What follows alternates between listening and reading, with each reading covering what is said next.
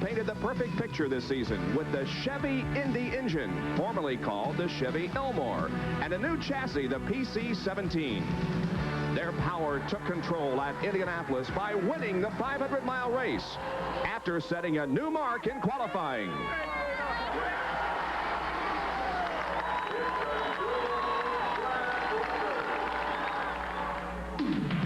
After Indianapolis, Mears, Sullivan, and Penske moved to Milwaukee, where the checkers would fall on a Mears-Sullivan 1-2 Penske finish. Now in the Pacific Northwest, at a track in the shadows of nature's purest power, Mount St. Helens, Penske brings his team to Portland International Raceway for the second road course race of 1988, hoping that their impressive record will continue. Rick Mears goes for his third straight win this year. And Danny Sullivan goes for his first from the pole with yet another new track record. The Budweiser G.I. Joe's 200 from the City of Roses is next. The Budweiser G.I. Joe's 200 being brought to you by Quaker State Motor Oil. 78 degrees on a beautiful day in Portland, Oregon, as we welcome you to the Budweiser G.I. Joe's 200. Good afternoon, everybody. I'm Bob Jenkins. This is the second road race of 1988 here on the PPG IndyCar World Series circuit. With me in the booth today is the guy who finished 7th here last year, Johnny Rutherford. And we have seen so far this year in IndyCar racing a dominance of the Penske organization, and especially of that Chevy engine. Oh, it's incredible. The Chevrolet has finally come of age, I think, Bob, and the Penske operation has a dynasty brewing. There's no doubt about it. The cars are very, very fast. Danny Sullivan on the pole today. Rick Mears in third spot. The Chevrolet is here, and the PC-17 carries it quite nicely. So what do you do to stop this Chevrolet engine? Is there anything you can do? I think probably it's going to take another dynasty to equal that, and who knows what can happen, but you're going to have to come up with a better team and a better combination of the package. Well, let's go to one of our two pit reporters for the afternoon. Here is Gary Lee. Thank you, Bob. Johnny, good afternoon and happy Father's Day. Now, usually when we talk about Roberto Guerrero, we're way up there at the head of the grid. But today, after starting on the pole here last year, Roberto starts 23rd. It's been a frustrating weekend. The Vince Granatelli racing team has been relegated to the backup car. It's an 87 March as they're repairing the cars destroyed in crashes at Indianapolis and Milwaukee. And according to Chief Larry Curry, they simply can't put their finger on it. Is it the chassis? Is it the engine? They're down on horsepower. They're down on speed. And it's very frustrating, a very unusual starting position for Roberto Guerrero. Covering the pit area today is our colleague just back from Le Mans, France. He is fighting laryngitis. He'll go as long as he can, as long as the voice holds out. Here's Larry Nuber. Okay, Gary, thank you very much. I'm standing by the pre-race mountaintop of IndyCar racing this weekend here in Portland, the front row. There is a predictable gentleman here in the front row, Danny Sullivan, utilizing that Penske power that Bob Jenkins talked about. And then this guy, it's somewhat of a surprise, Arie Luyendyk. Although, if you have been following IndyCar racing the past couple of seasons, you're not shocked to see Arie up here. He's been very close, and this weekend, most agree, is his best shot for his first win ever. Also, there have been 4 previous IndyCar races here at Portland. And as legend has it, each one of them has been won by a Lola Cosworth utilizing a single-digit odd number. Well, Arie Luyendyk is in a Lola Cosworth, and the number is 7. So the Dutch driver is certainly one of the favorites as we get set for the Budweiser G.I. Joe's 200 here at Portland International Raceway. And here now is the starting lineup. On the pole will be Danny Sullivan in the car number 9 Miller High Life Penske PC-17, setting a new track record at 118.687 miles an hour. Alongside in that front row will be Arie Luyendyk driving the Provimi Vio Lola. It is a Cosworth power and the number is 7. In row number 2, it'll be Rick Mears in the other Penske PC-17, the Pennzoil Z7, car number 5, Rick from Bakersfield. Outside will be Al Unser Jr., who starts 4th for the 4th time this year in the Team Valvoline number 3. Then Mario Andretti, a 2-time winner here in the Amoco Kmart Lola, car number 6. Outside of him from Dublin, Ohio, will be Bobby Rahal, the defending champion of this race in the Budweiser True Sports Lola, car number 1. Starting in the 4th row will be Emerson Fittipaldi. He won his first pole here in 1986. He's driving the Marlboro March, car number 20. And then Michael Andretti, who lost to his father here in 1986 on Father's Day. He'll drive the Craco March, car number 18. In row number 5, it'll be Teo Fabi in the Quaker State Porsche, car number 8. Outside will be the number 10 Rainer Garage Door Lola, driven by Derek Daly. In the 6th row will be John Andretti in car number 98 and Ludwig Heimrath Jr. in number 71. In the 7th row, it'll be Didier Tays in car 22 and Kevin Kogan in number 11. The 8th row has John Jones in car number 12 and Raul Boisel in car number 30. On the 9th row, the 91 car of Scott Brayton and 23, Terrell Palmroth. In the 10th row, car number 21, Howdy Holmes, and number 16, Dominic Dobson. In the 11th row, it'll be Randy Lewis in car number 24 and Scott Atchison in 55. The 12th row, Roberto Guerrero in car number 2 and A.J. Foyt in car number 14. And in the final row, the 2 promoters' options, Rocky Moran in car number 56 and Dale Coyne in car number 19. So we'll be back with the command to start engines as we get set for IndyCar racing from Portland, Oregon.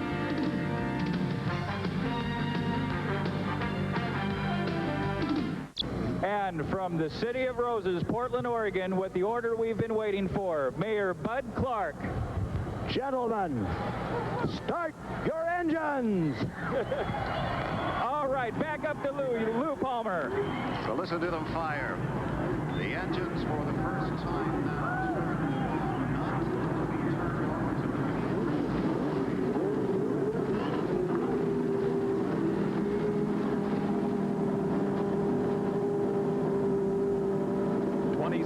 Cars roar to life. The drivers sit waiting for the pace laps and then the start of this race. The balloons are released from the area behind the pit area.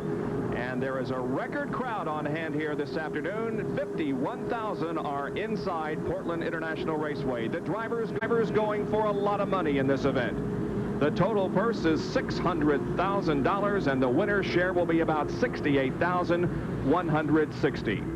Now the points battle in CART PPG IndyCar competition. Rick Mears leads Raul Boisel by 8 points. Michael Andretti is third in the PPG point standings. Bobby Rahal fourth, and then Emerson Fittipaldi. Somewhat of a surprise, A.J. Foyt is listed in 6th position in the point standings, as he is now competing in every event on the PPG IndyCar World Series. First-time starters here at Portland, there are 7 of them. Scott Atchison, Terrell Palmroth, John Andretti, Rocky Moran, Didier Tays, John Jones, and A.J. Foyt, who has never competed here at Portland. The track itself located on the northern edge of the city of Portland. Here's a closer look at Portland International Raceway. It is 1.922 miles in length. The front stretch 2,700 feet. Drivers will be shifting gears about 15 times every lap. The race length is 104 circuits, and they'll be making 30 to 35 laps before having to come in for a fuel stop. Here is an aerial view of the racetrack. And as we said, this long front straightaway is 2,700 feet in length, and Johnny Rutherford, is actually a drag strip. Yes, we can see a car going down the drag strip portion of the course, which is a long straightaway, and they put in a chicane at the end to try to slow the cars down to hold the speeds. Here we have a shot from Al Unser Jr.'s car as he's going down the long straightaway heading toward that chicane. So we'll get a driver's eye view of what it looks like. Down into the chicane, downshifting, slowing the car, very violent through there because the car is going from side to side heading toward turn 1. And they go through a series of corners here, 1, 2, 3, 4, and 5. Yes, into turn 1 there. As you can see, there's a lot of grass area, so there's plenty of runoff. Here, Al Unser heads for turn number 3. It's a tight course around this corner. You have to be careful because it's a decreasing radius. You head down toward turn 5, around turn 5. A lot of cars get off in this area because it's a little slower than it looks like you can go. Here he's through 5A and out onto the long back straightaway. It's actually not a straightaway, but a long sweeping corner, and the speeds here will achieve 170 miles an hour before the driver backs off for turn number 7. And yes, turn 7 is very quick. It's at the end of this straight. You go from one curve to the other very violently and very quick. Heading for turn 9, selecting the right gear, down to the inside of the curve, across to the outside, and out onto the front straightaway, shifting gears, and you've made a lap.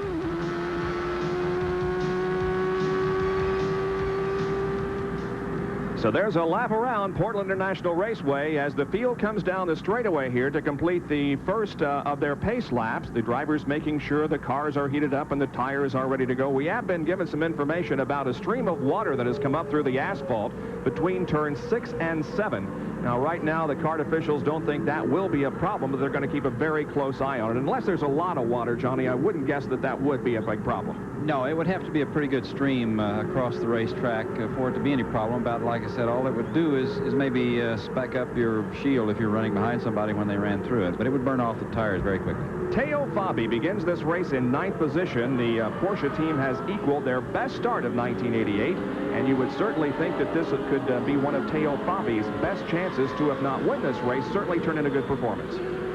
Yes, this team is learning. You know, they're brand new. They've not been in IndyCar racing, and of course Porsche, this is their first endeavor, so I think they're to be commended in the showing they've done here to this point, because the car has performed well. Yesterday in their final practice with full loads of fuel, they were running, I think, third quick, so it's very good for them. Derek Daly will start alongside in position number 10 outside of that 5th row. Derek is one of those just back from the race in Le Mans last weekend. Did very well in the team that he was driving for, but today it's the Raynor Garage Door Lola, and the number is 10. Now, here is our in-car camera, which will be carried by Al Unser Jr., as you can see him scrubbing in the tires as they go down the backstretch. It's interesting to note the tear-off shield he has flapping off the side of his helmet there. People say, wonder what that is. Well, that's a little thin shield that has posts on each side of your visor on the helmet, and you can stack those up, and as they get dirty with oil from the other cars or sand pecks them up, you can reach up and grab one and pull it off, and you have a clean visor again. Normally think that being used almost exclusively on the dirt tracks, but indeed the IndyCar drivers do also use it here at Portland. And we'll be right back for the start of this 200-mile race at Portland right after this.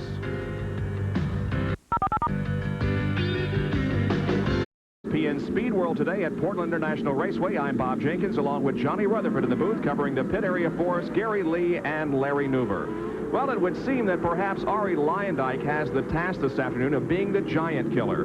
Danny Sullivan is alongside in that front row, and starting in 3rd position is Rick Mears, the 2 Penske drivers. And here's Arie Luyendyk, who has taken this Dick Simon car to the 2nd fastest qualifying. He has got a job ahead of him, but I think he's kind of looking forward to this. Well, he really does. And, of course, Danny Sullivan wants to lead right off the bat, and I think so does Arie Luyendyk, because it's a new role for him sitting in the front row. And they're only 25 thousandths of a second apart in speed, so it will be interesting to see who gets to the chicane first when the green flag drops. Then you've got Rick Mears back there, who is he's used to victory lane, and he's used to going to the front very quickly. Of course, Al Unser Jr. is due. He's been hammering away at it. So there's 4 guys right there that are going to be going for that #1 spot in the first lap, and it ought to be interesting. And, of course, Al Unser Jr. has won the only road course race so far this year, that in the streets of Long Beach, California. The field comes out of corner number 9, and they begin to pick up speed, looking for the green flag. It is out. The Budweiser G.I. Joe's 200 is underway. Watch him go into the chicane now.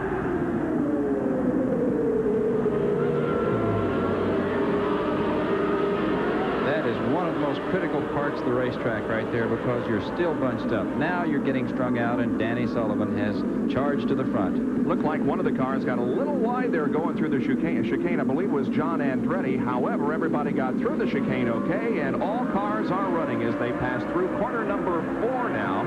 A very short straightaway up to corner number 5. They'll come through it and then go flat out down the backstretch. Al Unser Jr. is running in 3rd position. Rick Mears is 4th, and here we are in Little Al's car. There you can see Little Al has some cooling tubes blowing into the cockpit to try to get him some fresh air. Look how quickly they go through corner number 9 now. They come out of it and onto the front stretch. Danny Sullivan leads. Luyendyk 2nd. Al Unser Jr. 3rd. There comes Rick Mears and Mario Andretti, followed by his son Michael, as they come down the straightaway for the first time.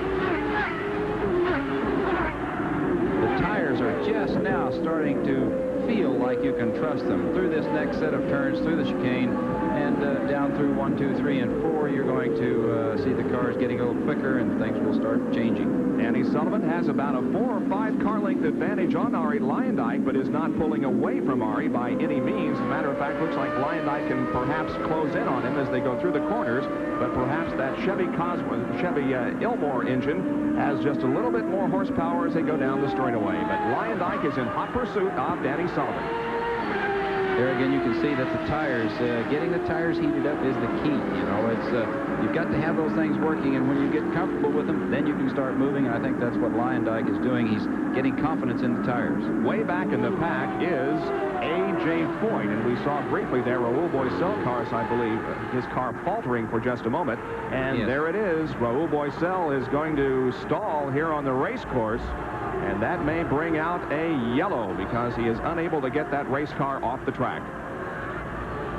Yes, that's unfortunate. Raul in the first lap experiencing some sort of problem. It's hard to tell at this point. There's no smoke or no problem. He might have had gearbox troubles or may have had just ignition, something go out that caused the thing to just quit on him. And we saw A.J. Foyt there briefly before we told you about Raul Boesel, and we have indication that A.J. Foyt may have a broken header on that car. We'll continue to watch it.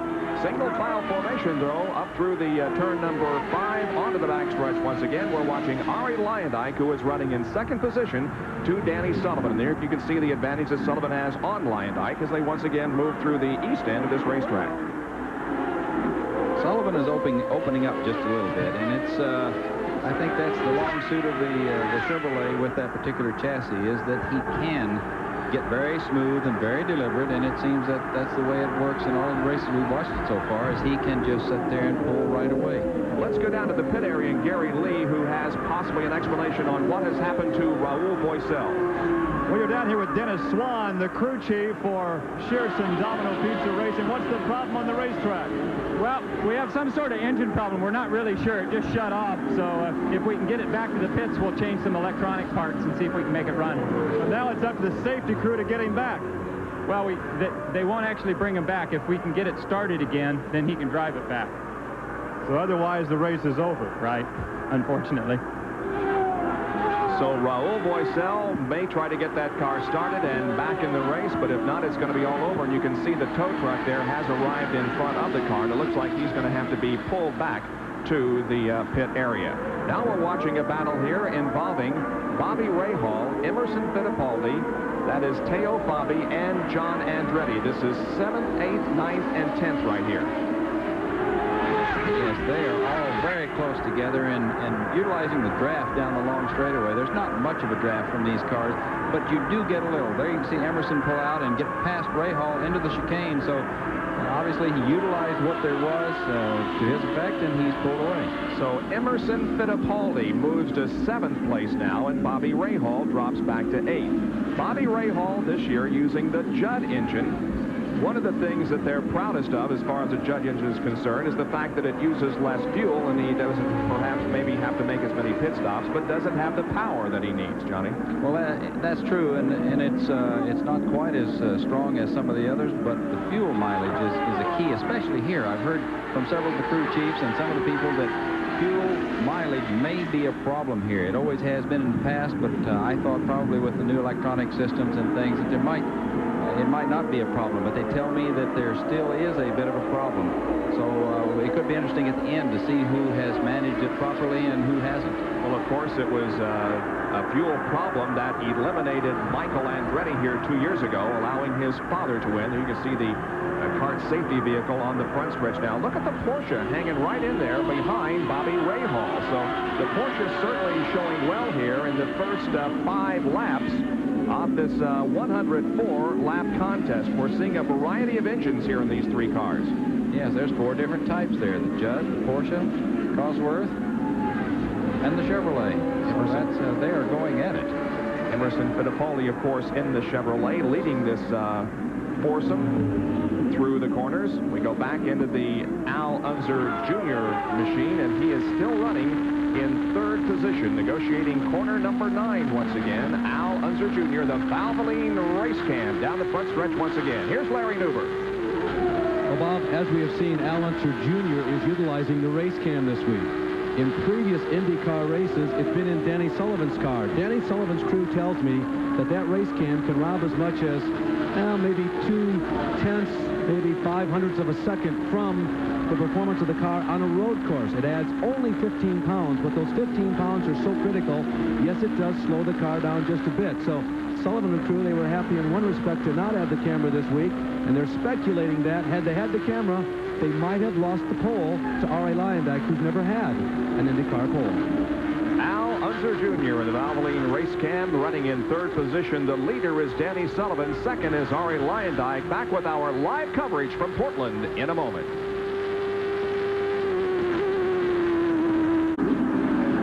Back at Portland International Raceway, the Budweiser G.I. Joe's 200 is being led by Danny Sullivan, whose last IndyCar win was in 1986 at the Cleveland Grand Prix. Right now he has about a 1.5-second lead over Arie Luyendyk. And in third position is Al Unser Jr. And here those three move through corner number 3. In fourth position is Rick Mears. Now, he has dropped back considerably from Al Unser Jr. He was right up there on his tail for a while, but now look how far he is behind. About 5 seconds separate the third and fourth place cars of Al Unser Jr. and Rick Mears. And Mario Andretti in the white car, number 6 here, leading his son Michael Andretti through corners number 7 and 8. We have been told that the kart observers are watching for possible spray from that car. And certainly if they determine that there is enough spray coming from it, that it's a hazard to other drivers, he will be called in for a black flag. But as we watch him down the straightaway here, we don't see anything visible as far as our cameras are concerned. No, it really doesn't. And there you see Emerson closing in on Mario and Michael as well. So Emerson is on the move. Mario Andretti, the number 6, Kmart Lola, in 5th position at this moment. There's his son right on his heels, Michael Andretti, in that Preco March car number 18. Seems like there's always been a story here concerning fathers and sons on this Father's Day race that has been held 4 times previous here at Portland. Al Unser Jr., the son of a very famous race driver, of course, won the first year, then Mario the last 2 years. Bobby Rahal won last year, and he has just become a father. Now here is Teo Fabi in the Porsche, car number 8, and he is having a good run in that car. He's been situated behind Bobby Rahal for just about all the race. Teo Fabi right now in the Porsche in 9th position, and John Andretti is behind him, and Bobby Rahal has to smoke the tires there.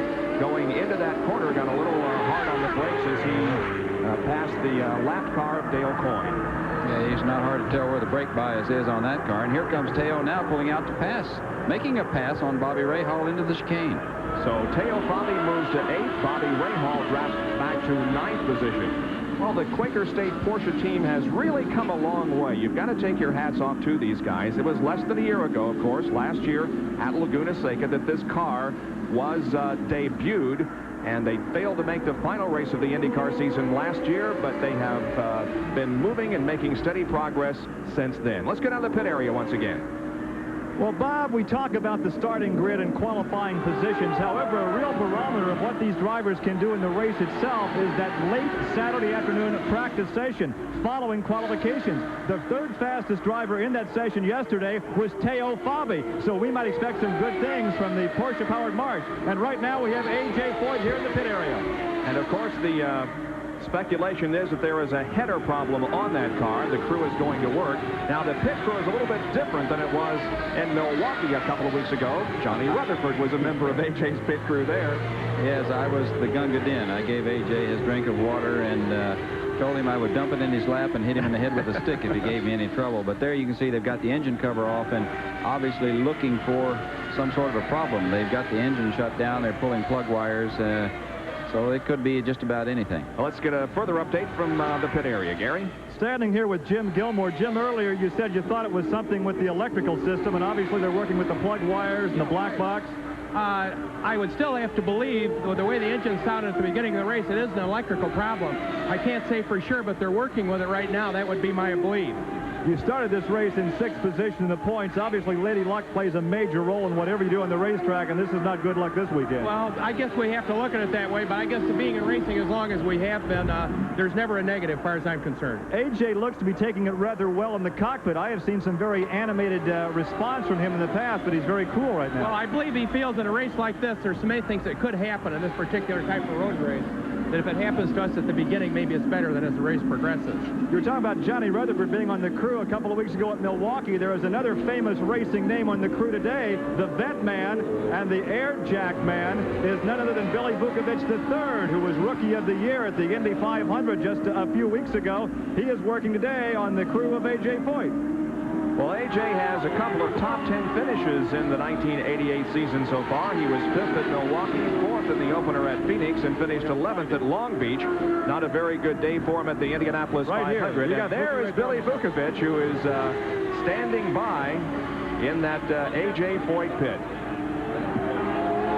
Billy competed not too far down the road here in a super modified last night.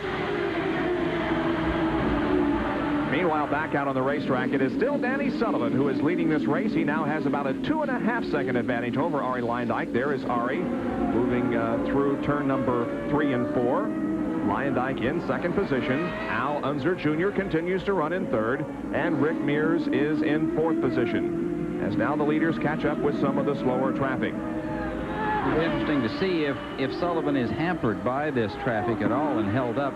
Luyendyk could catch up, but if Sullivan can get through the traffic, then Luyendyk will get farther behind because Danny will take off, and he's... Whoa, Danny Sullivan nearly spins it. He does. Turn 9, and he saves it. There's Luyendyk right on his tail, making a pass coming off of 9.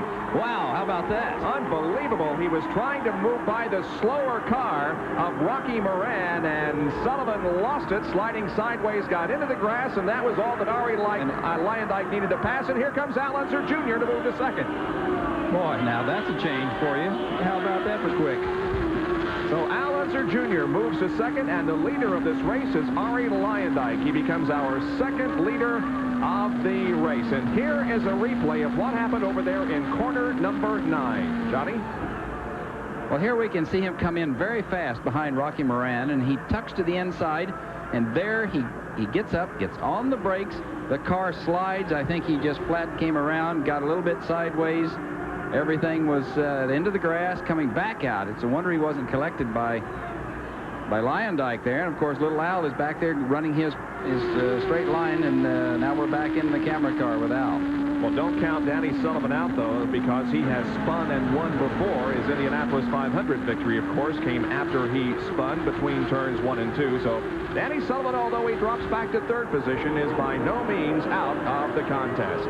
Now Arie Luyendyk is himself beginning to lap some of the slower cars out there on the track. Here comes 2nd and 3rd as A.J. Foyt moves back out onto the racetrack. That's Danny Sullivan in the Miller High Life car, who is now back in that 3rd position. Be interesting to know if Danny might have flat spotted a tire there. I wouldn't think so. It didn't look like he had them locked up and smoking or anything like that. So his tires are probably still okay, but nevertheless, he'll have to settle down and get the rhythm back. The question is, might he have damaged something on the race car when he was running over the curb and the bumps there? I don't think so. The bottom of these cars are pretty tough. They're out of carbon fiber, and you can slide them up on something. You'd have to hit it very hard, and there's really nothing there in that particular turn, I think, to hit.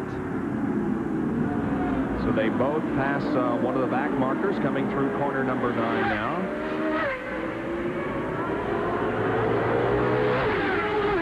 There's Arie Luyendyk, the leader, Al Unser Jr. in second, and Danny Sullivan running in 3rd position. A lot of traffic ahead of the leader. That's Arie Luyendyk moving to the far left to pass a slower car going into the chicane. And the next car that Arie Luyendyk will be coming upon to pass is Roberto Guerrero. And here, once again, our in-car camera. That's Roberto Guerrero right ahead, now situated between the leader, Luyendyk, and 2nd place, Unser. That was nice of Roberto to move over and let little Al by. He knew that he obviously didn't have the power to hold anybody back and to try to get back in the lead lap by going by Luyendyk. So he moved over out of the way and let them get by clean. Well, the word is from the Penske pit that everything is okay with that Danny Sullivan car. No damage done when he ran up on the curb and lost the lead to Arie Luyendyk. We'll be right back.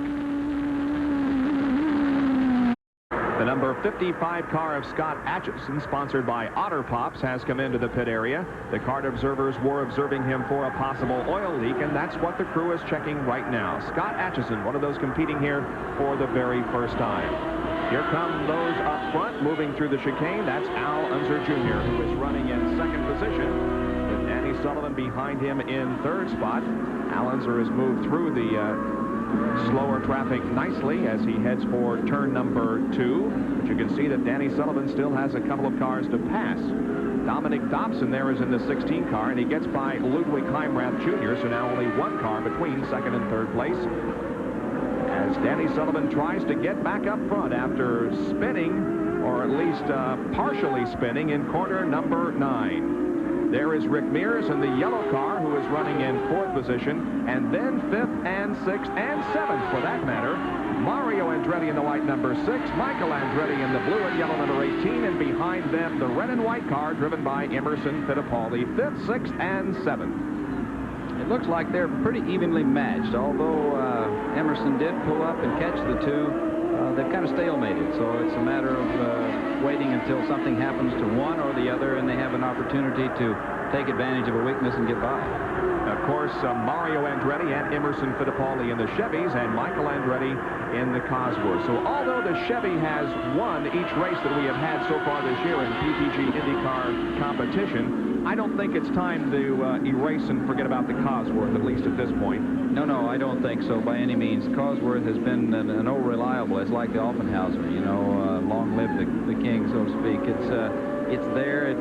They'll make some changes and get them competitive, and they'll be strong. They still are. You know, there's one between two Chevrolets, and it's hanging right in there. And, of course, the Cosworth is leading this race as we are now 19 circuits into this 104-lap event. Arie Luyendyk is the leader, and Scott Atchison, while we watch the action on the track, is out of his car and will apparently be an early casualty in this 200-miler. Mario, Michael, and Emerson Fittipaldi running right together on the racetrack. Coming up on some slower traffic once again. Looks like those three are definitely catching Rick Mears. Rick is in the white car there and has been dropping back. Not real fast, but at least has been losing a few seconds every lap, although he remains in that 4th position. You know, it appears that Danny Sullivan has been losing a couple of seconds per lap. While we've been talking here, he seems to drift back. So it's they're watching to see if Sullivan is losing ground and where he might come up to. Michael trying to make a move on Dad into the corner. Oh, they're side by side through there with a slower car. Rocky Moran ahead, but Michael takes the position away from Mario Andretti.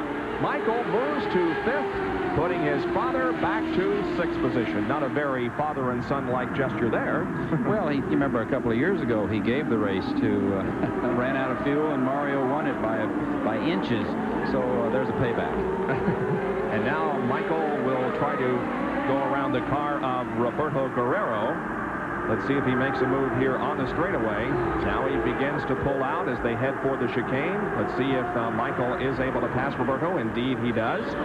So now Michael Andretti sets his sights on the 4th place car of Rick Mears and will once again watch his progress and see if he is catching Rick Mears. Rick is now about 19 seconds behind the leader, Arie Luyendyk. Now here's a replay of the pass that Michael made on Mario.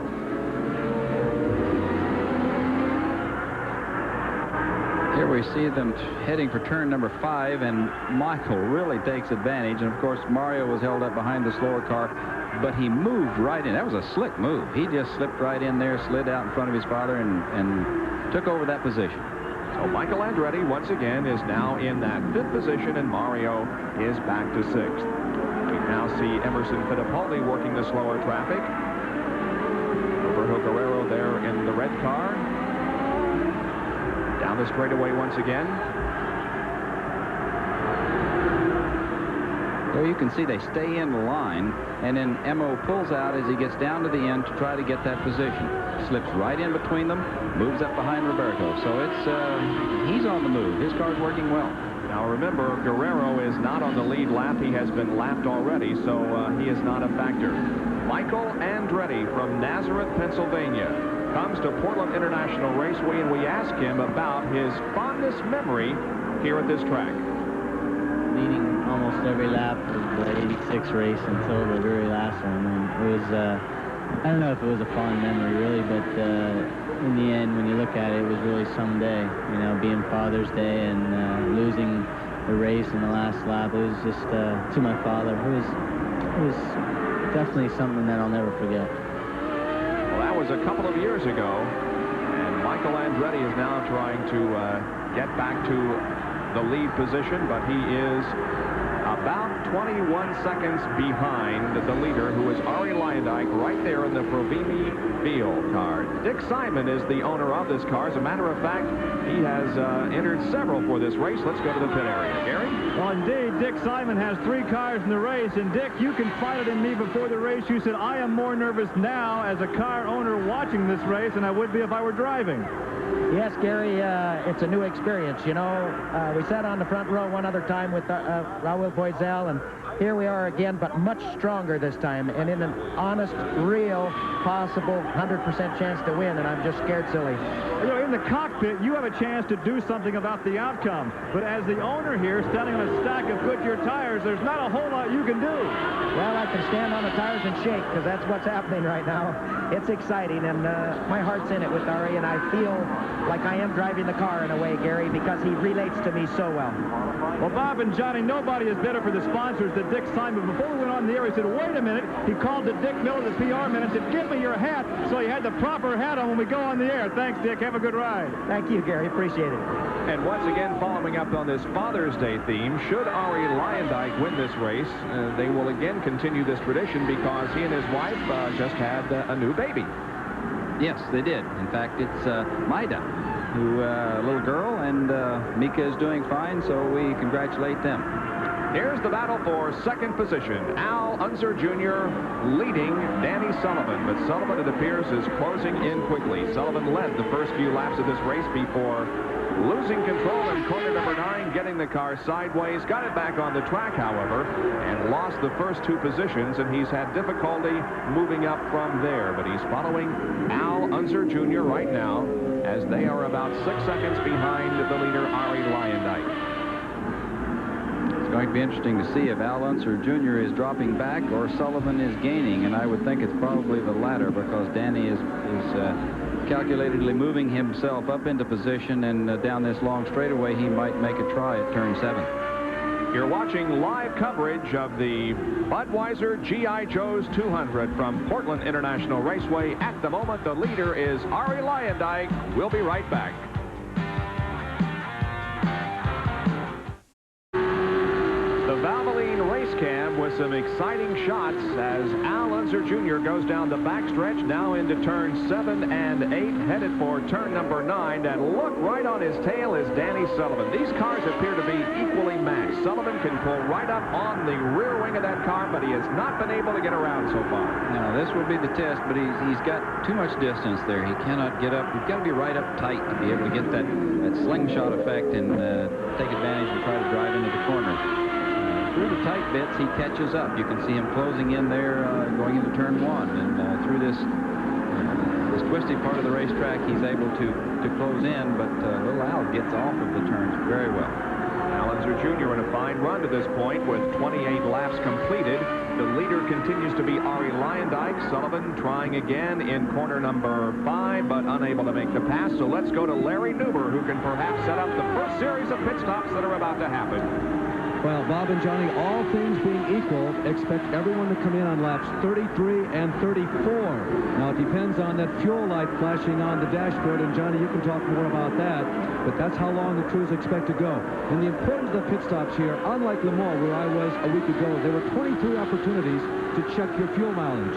Here at Portland, you have only 2. That is, if you have a normal race, there will only be 2 pit stops. And as Johnny and Bob mentioned earlier, the fuel situation has been very critical here. So these pit stops at Portland, though they may seem routine, they'll happen very quickly. They are oh so important. Johnny, maybe as important as any race on the circuit. Yes, I would think so. And there you saw in the pictures in Little Al's car, the light flashing up on the top of the dash panel. And it's flashing on the straightaway, so he's going to be in the pit soon, I can assure you, because you get that light.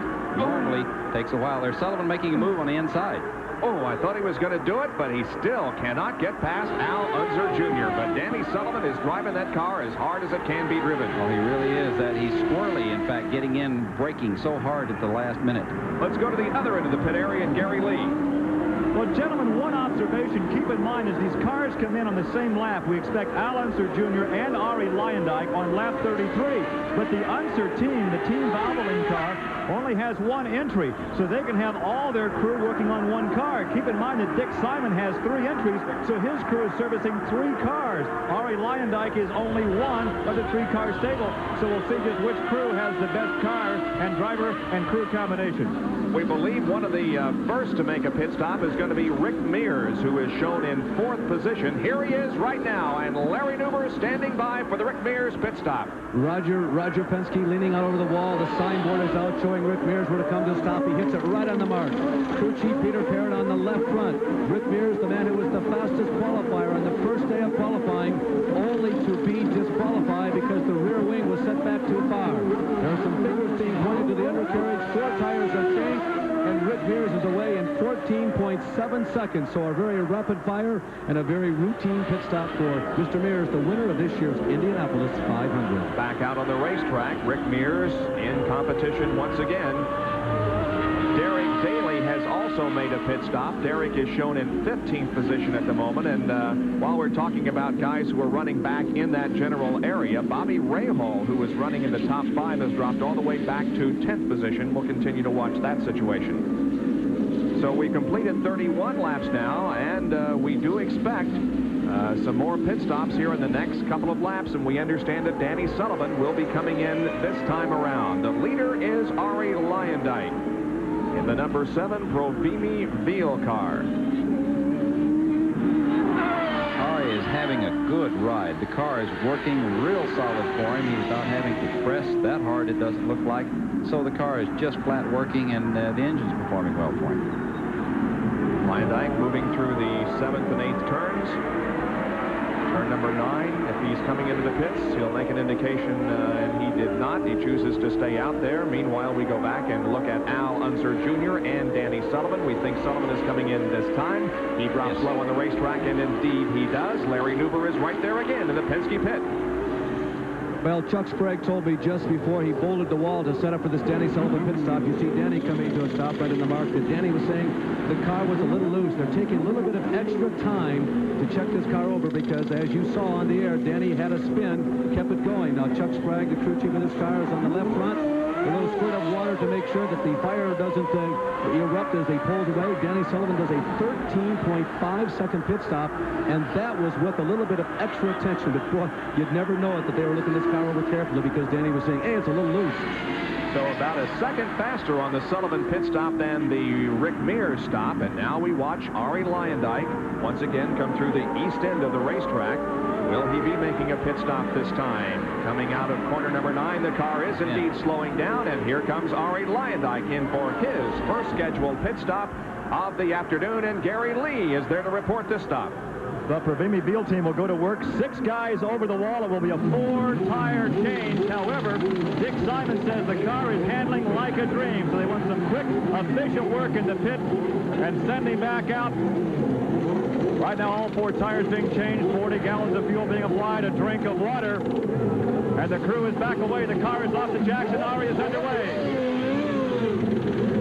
And there is Al Unser Jr., who is finishing up his first pit stop. They push him away, and Al Unser Jr. goes back in competition. Now, very interesting, Johnny, and this could be the story of the race.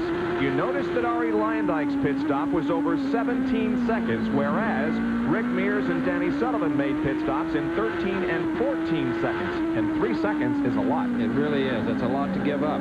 But it's a situation where whoever gets the stops at the right time. I was interested in watching Rick Mears and see how much ground he might gain because he had made the stop previous to the others. And a lot of times if you do that, it works out to your advantage.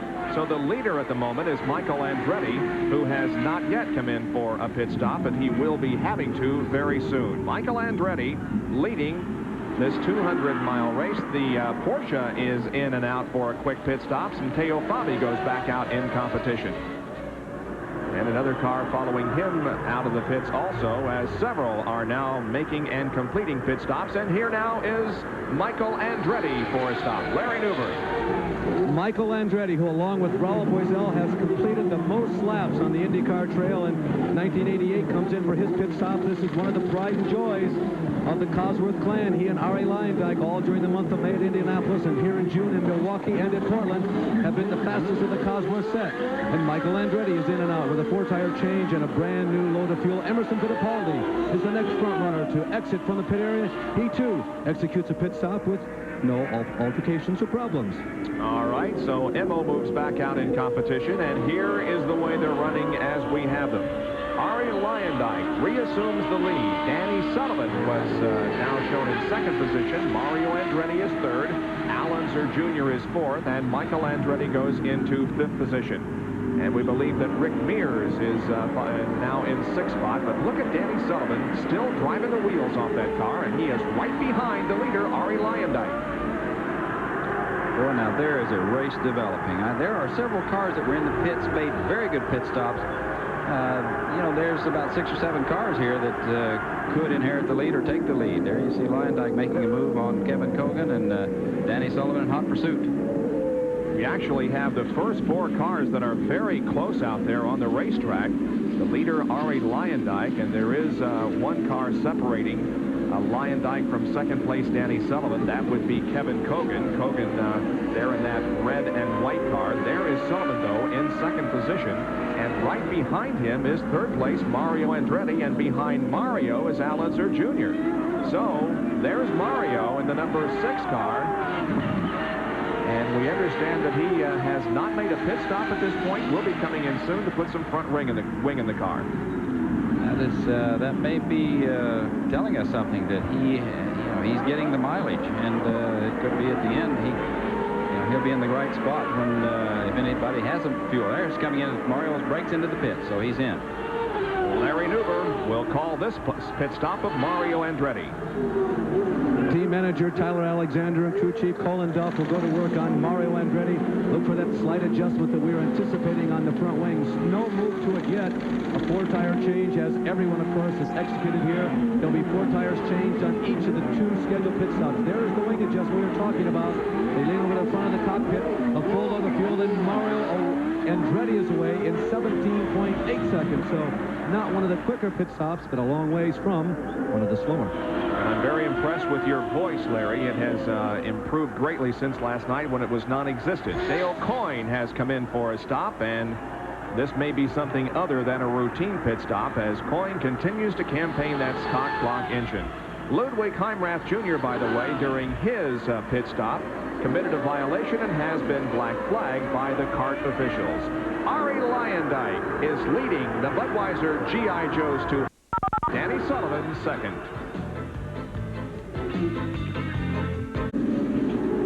We are back live, and Howdy Holmes has just spun in corner number 9, and the car is apparently without power.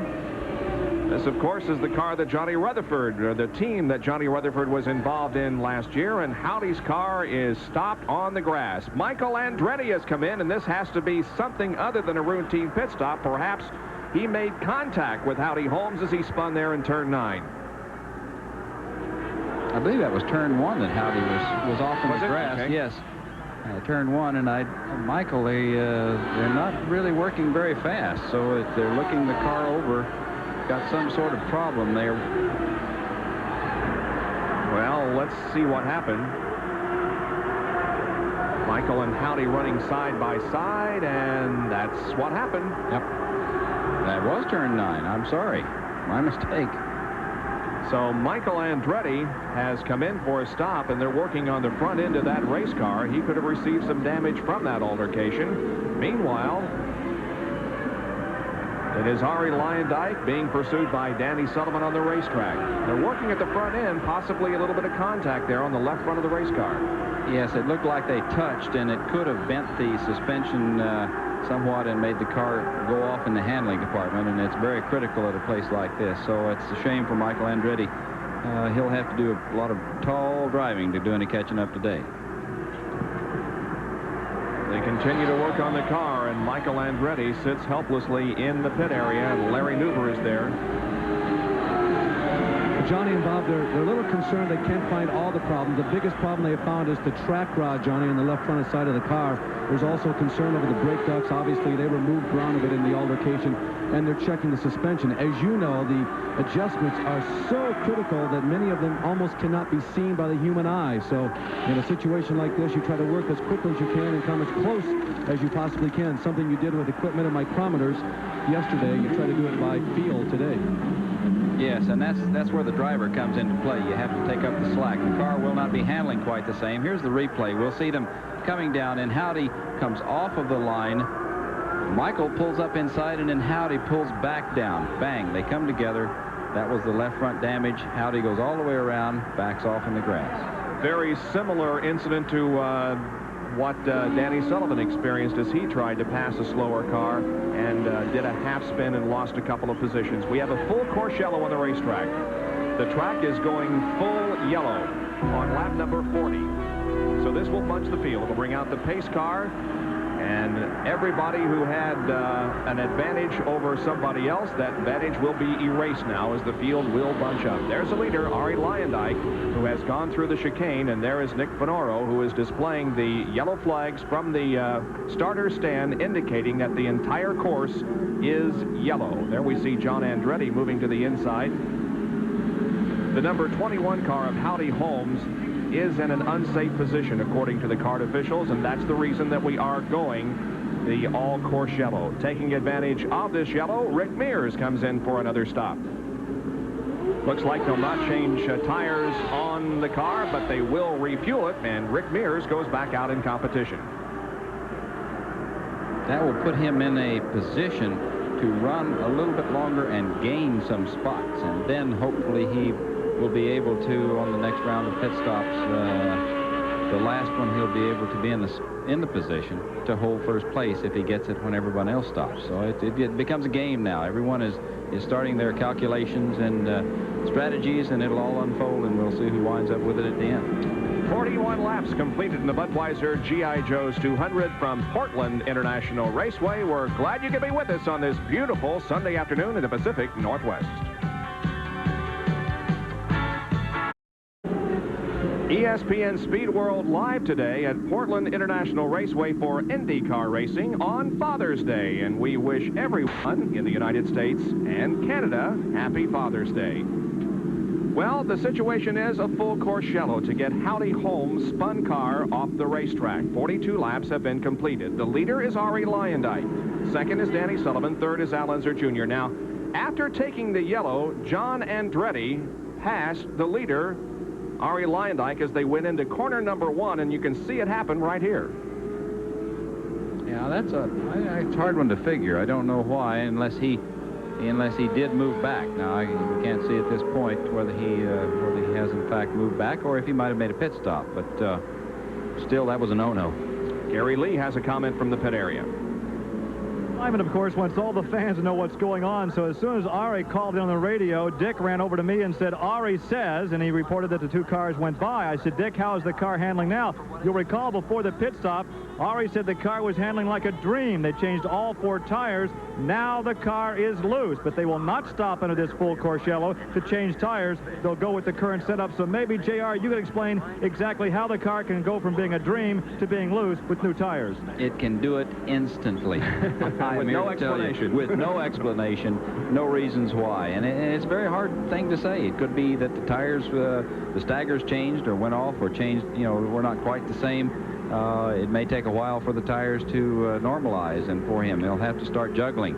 Full load of fuel, will change the handling characteristics of the car. So there are any number of things that he did while he was in on that pit stop that would have an effect on it when he came back out. Well, now, John, I was just talking with Dick again, and Dick says after he went out and warmed the tires up to operating temperature, the car is once again a dream.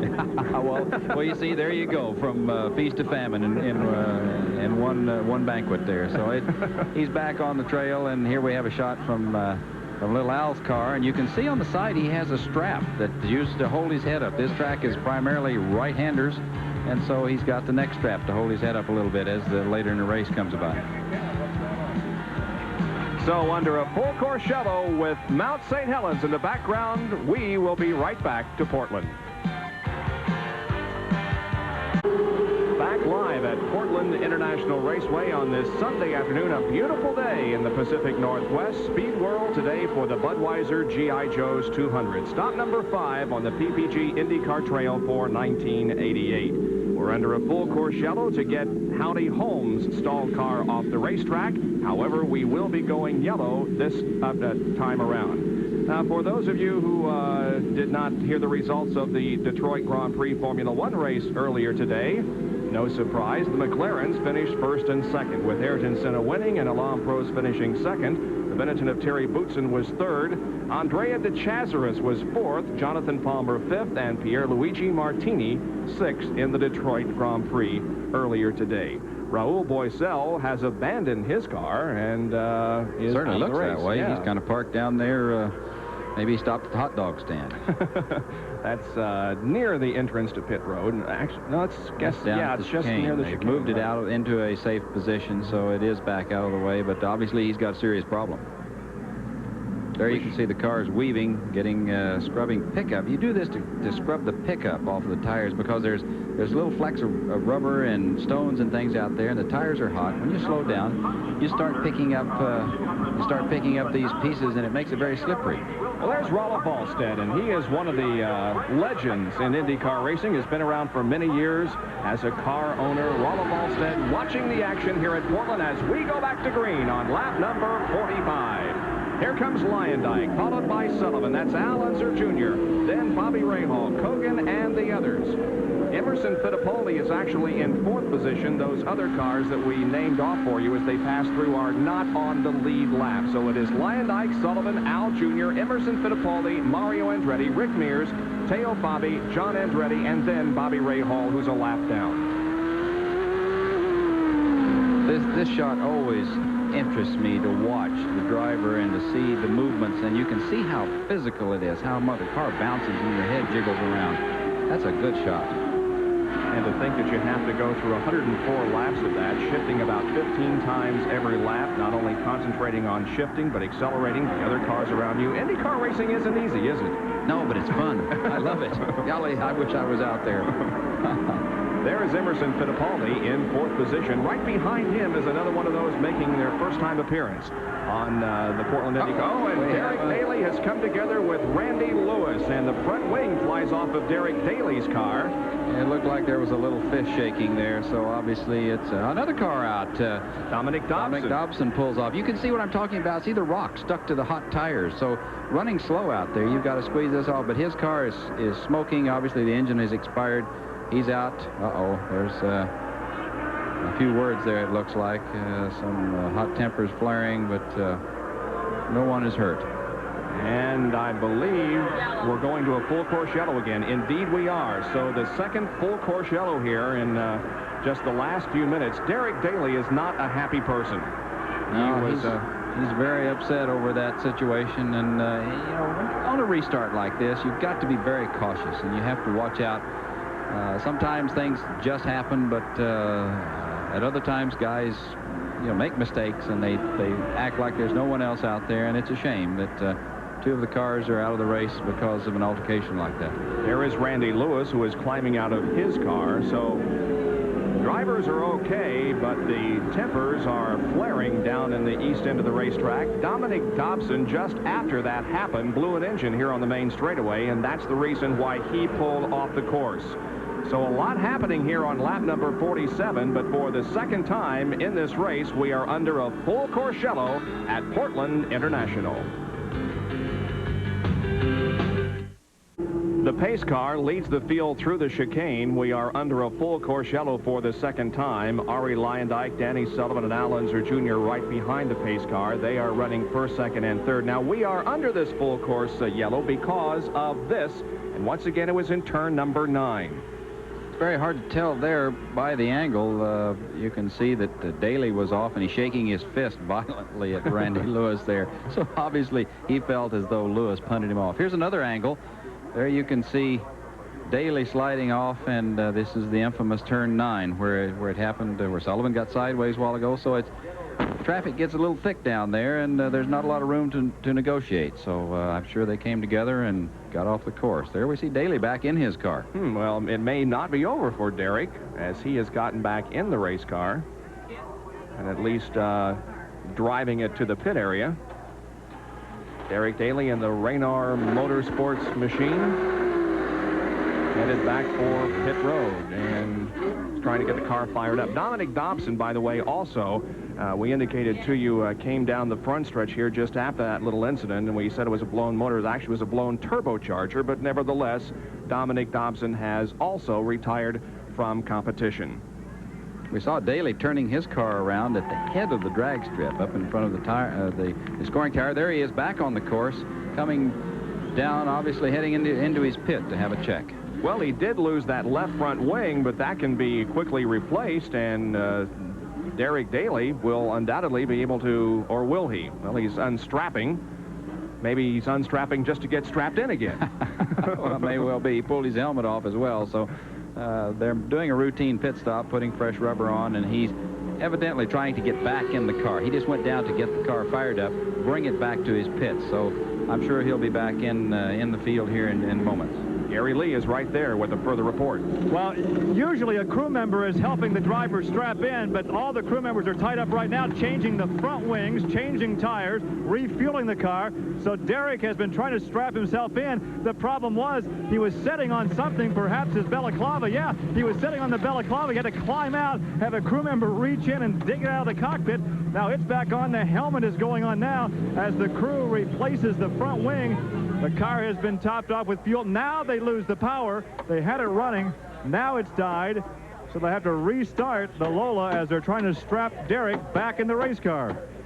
Well, we indicated that he was unstrapping just to get strapped in again. What happened was he got out of the car, of course, but then got back into the car to drive it to pit road. And what he's doing now is getting suited up and belted in for full-speed, high-level competition on the racetrack.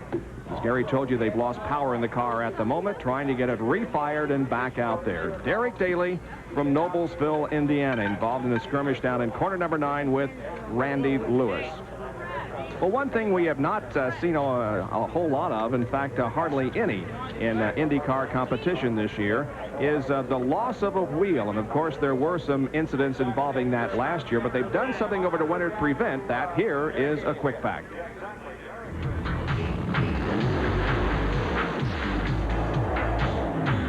Quick Facts are brought to you by Quaker State Motor Oil. The big Q stands for quality. Always has, always will. In seasons past, the major concern during a pit stop was getting the wheel secured so it would not come off. This year, CART has a mandatory wheel locking mechanism. There's a spring-loaded cylinder inside the spindle that corresponds with another spring-loaded cylinder inside the air gun. There are actually pins inside the cylinder that drop down when this is released, allowing the wheel to come off. It's very unlikely we'll see a wheel come off this season unless it comes off with the entire suspension mechanism in a crash. That car we used for the demonstration, Derek Daly, and there you can see Derek is moving back out onto the racetrack. After that incident up in corner number 9, the car apparently is repaired and Derek is back out there. We'll be back with more right after this.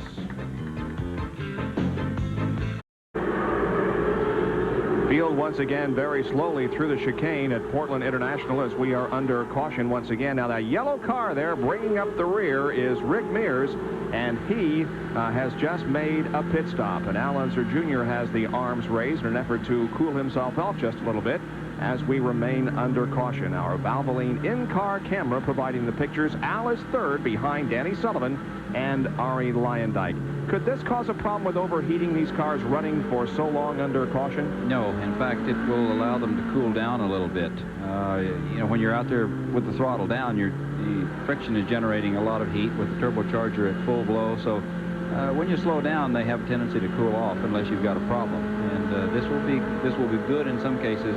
Some cases it might create a problem when you try to bring it back up to temperature. Now, Rick Mears made a pit stop during this caution period, and he has been the only one among the top 10 that has. Might that be a smart pit strategy, you think?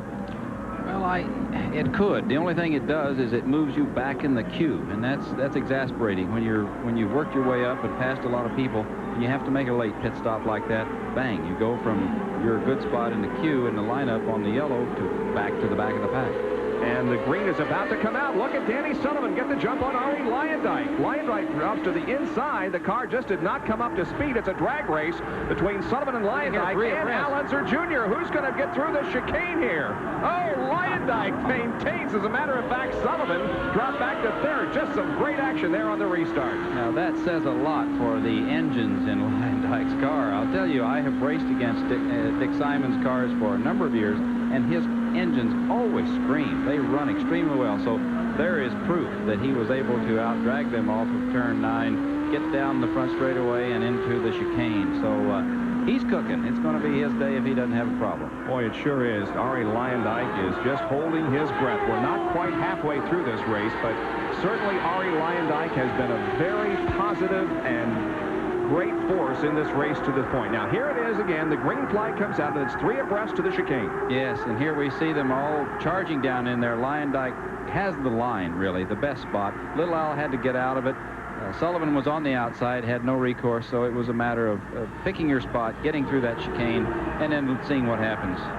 You know, Johnny, when that green came out, I thought perhaps there was a problem with Luyendyk's car. He just seemed to fall way back, but all of a sudden, boom, he was in the lead again. Yes, I did too, and it's amazing to see him be able to drag race, as it were, and catch up and pass the other 2 cars like that down the straight, because they're both Chevrolets, and they have a little more torque.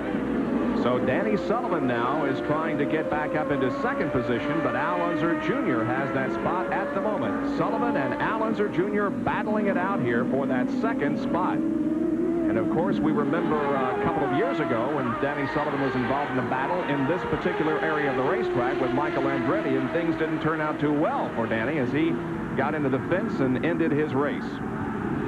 Boy, Luyendyk has really got the hook. His car, you can see there, he has opened up some space on Al Unser and Danny Sullivan, and is still going. It's really quite amazing, the performance that Arie Luyendyk is turning in here. Gary Lee is in that Dick Simon pit, who is watching his driver, Arie Luyendyk, lead this race. Well, Arie Luyendyk is also, in addition to leading this race, become a traffic commentator for ESPN. I went to Dick under that yellow and said, has Arie reported any type of slickness down in turn 9? There's a lot of altercations down there. So he said, hang on a second. So he hits Arie on the radio and says, Gary Lee from ESPN wants to know if there's a problem in turn 9. Arie comes back and says, nope, turn 9's fine. So thanks, Arie. Well, the whole racetrack is fine with Arie Luyendyk right now. He is just having no problems whatsoever. The others file through. Car off the racetrack is the number 12 car, I believe. No, it's the 23 car, and that would be one of the other Simon cars, and that's driven by Taro Palmroth. And you can see the rookie stripes there on the wing of Taro Palmroth. Didier Tays and Palmroth are also driving for Dick Simon, in addition to the leader, Arie Luyendyk. Looks like Taro has that car back up to speed. Just got off the track a little bit, I believe. Yes, I'm sure he cooked it into the corner a little hard, or he got into a position he didn't want to be in, slid off in the grass, and was able to save it, keep the engine running, which was a pretty good chore. And you know, this right here speaks very well for Dick Simon. He brings along the younger drivers. He looks at who he thinks is going to have a good future in IndyCar racing. He asked them to drive for him. There you can see the Taro Palmroth's progress. He started in 18th, was 16th at the end of 25 laps, and has moved to 13th position at the end of 50. Dick Simon certainly does help the younger and less experienced drivers get a start, a hold in IndyCar racing. Yes, and of course he has 3 cars in operation, and it is good to see somebody like that come along and give a new guy a chance, because it's pretty tough today to get an opportunity to go straight into IndyCar racing. And he has always brought along guys that seem to do very well. As you know, look at here, we have Arie Luyendyk who is now with him, and still fairly new to IndyCar racing by standards, but he does bring along the new guys, and we like to see that. It's about a 1-second lead, but certainly Al Unser Jr., who is in second position, is not out of this race by any means, but Arie Luyendyk doing very well and showing very strong here as we are now just a couple of laps past the halfway point. We're on lap number 56. This is a 104-lap race. Now we begin to think about some pit stops coming in, and we understand that Arie Luyendyk, if the track stays green, is scheduled to come in on lap number 69, so that's 13 more laps from now. If there should be, of course, another caution period on the racetrack, he would take advantage of that. Now let's talk about this Mario Andretti situation. We mentioned it a little bit earlier, but Mario is off sequence as far as pit stops are concerned, and it could be because of a new fuel system that he has on board that car. Yes, he has a new fuel management system on the car that they're running, and I thought maybe it was the fact that he had gone a little longer, but he has lost, after we've checked, he's lost a little more time in each segment than he should, and I thought he might have an opportunity with that late stop to be a factor at the end and with the fuel system, but evidently it's not working all that well, and Mario is just out there kind of holding his own at this point. He's in 5th at the moment, about 16 seconds behind the leader. Now our Napa mid-race recap. It shows us that at the halfway point, the leader was Arie Luyendyk. He had led 38 of the 52 laps. The average speed was 94.89 miles an hour, and Arie made his first and only pit stop on lap number 33. We have had 2 overall caution periods for a total of 10 laps. There have been 4 leaders and 3 lead changes. 26 started this race, 20 remain on the racetrack, and there are 8 cars currently on the lead lap. Those that are out of the race include Raul Boesel, Scott Atchison, and Ludwig Heimrath Jr. Also out, Dale Coyne, Dominic Dobson, and Randy Lewis. Now let's take a look at some of the highlights that we have had during the first half of this event. Danny Sullivan there in the gold and white car, bringing up the tail, trying to move around Rocky Moran in corner number 9, and it didn't work as Danny got sideways, and I thought he was going to stall, but he kept the car going. He did, however, lose a lead. There is Arie Luyendyk in the black car, moving to the inside and going into the lead.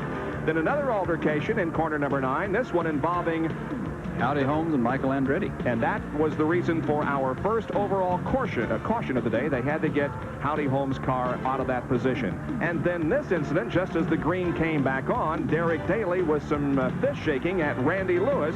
Lewis was unable to continue. However, Derek Daly has been able to get back out on the racetrack and rejoin the competition. And here is the restart after that overall caution, and it was a drag race 3 abreast to the chicane. That is incredible that Arie was able to overcome what looked like a certain pass and come back through the 2 guys and take the lead. And that's the way they're running at the moment, just the way they went through the chicane there, with Arie Luyendyk, the leader. Has about a 1.3-second advantage over Al Unser Jr. Danny Sullivan is running 3rd. Emerson Fittipaldi is 4th, and Mario Andretti is in 5th position. Teo Fabi is also on the lead lap, as is John Andretti and Rick Mears. We'll be back with more of our live coverage from Portland after these messages.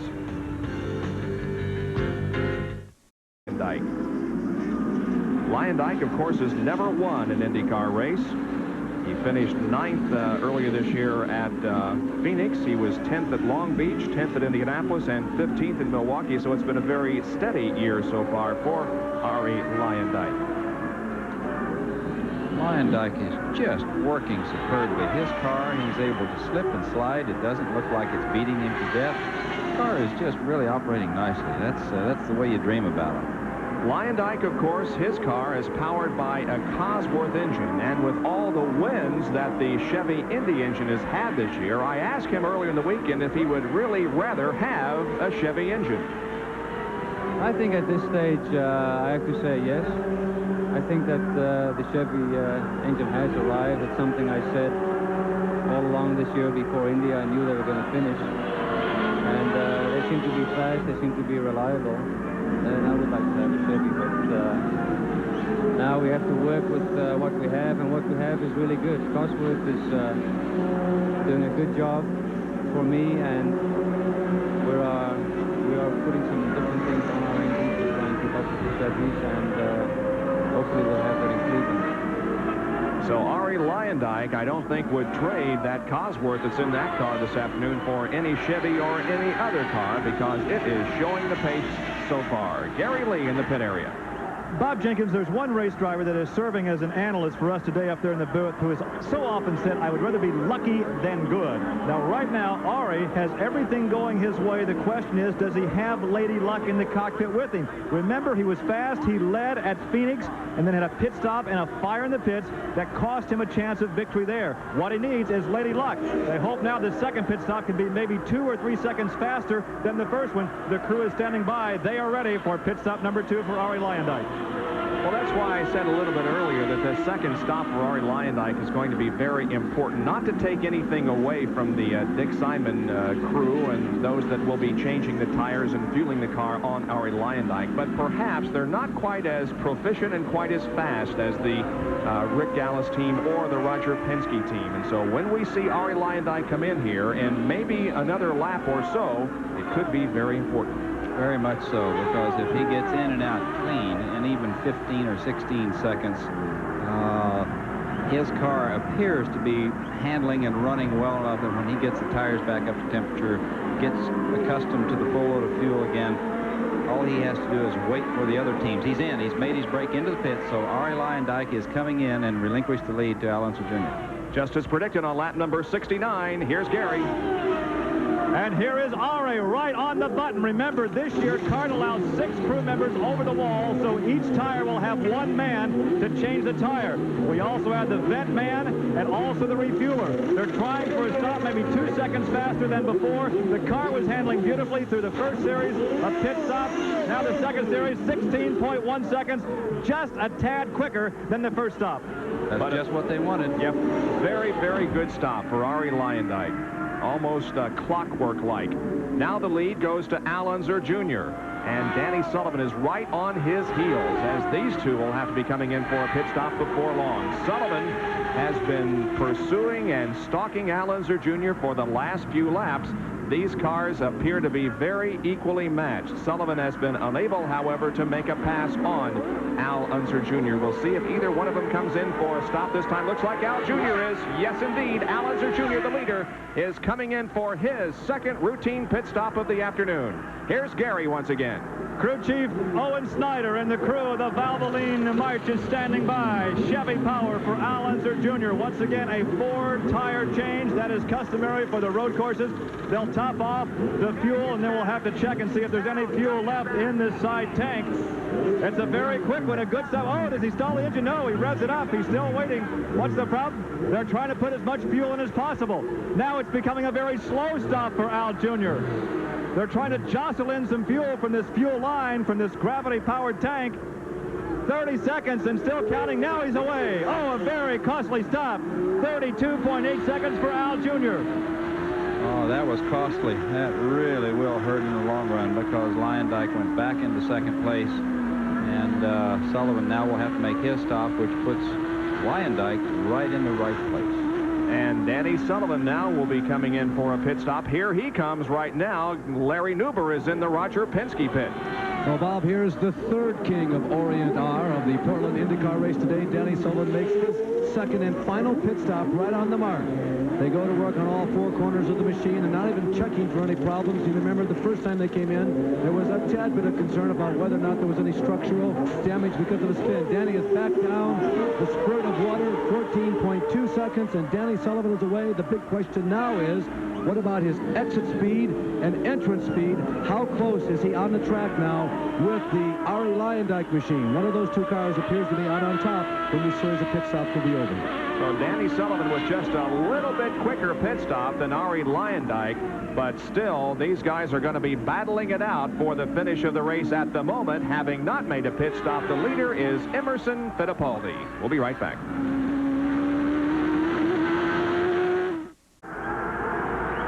Back at Portland International Raceway, Bob Jenkins along with Johnny Rutherford, Larry Nuber, and Gary Lee as we bring you live coverage of the Budweiser G.I. Joe's 200. At the moment, the red and white car driven by Emerson Fittipaldi is in the lead. However, he has not made his second scheduled pit stop.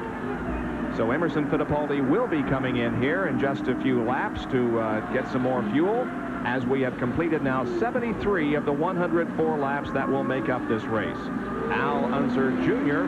is involved in some heavy traffic out there. That is Rick Mears right ahead of him. A very, very slow pit stop because the fuel would not go in this car of Al Unser Jr. He pulls to the inside, however, of Rick Mears as they go into the chicane, and he passes Rick Mears, so Al Unser Jr. now moves back into 5th spot. A very slow pit stop, though, has dropped him from the 2nd place that he was running before he came in.